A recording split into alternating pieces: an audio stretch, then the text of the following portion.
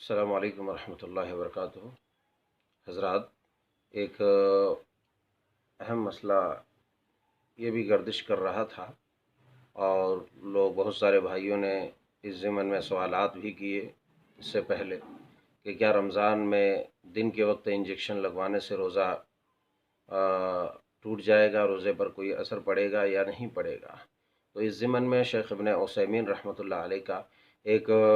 فتویٰ ہے جس میں آپ نے بیان فرمایا کہ انجیکشن دو طرح کا ہوتا ہے۔ ایک وہ جس سے غذا اور طاقت حاصل ہوتی ہے، یعنی ایک انجیکشن ایسا لگواتا ہے جیسے گلوکوز وغیرہ،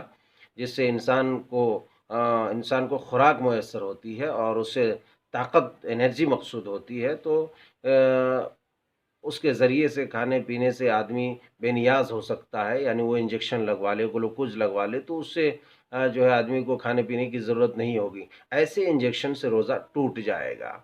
ایسے انجیکشن سے جس سے طاقت حاصل ہو یا پھر جو ہے بھوک نہ لگتی ہو، تو ایسا انجیکشن اگر کوئی لگواتا ہے تو اس سے روزہ ٹوٹ جائے گا، کیونکہ نصوص شرعیہ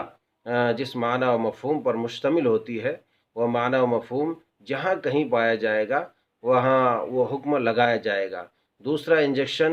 ہے جس سے انسان جو ہے غذا حاصل ہوتی ہے، غذا حاصل ہوتی ہے یعنی اس کے ذریعے کھانے پینے سے بے نیاز۔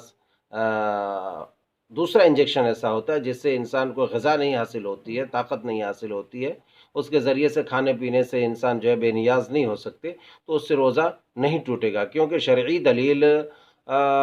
نہ لفظی اعتبار سے اس کو شامل ہے نہ معنی کے اعتبار سے۔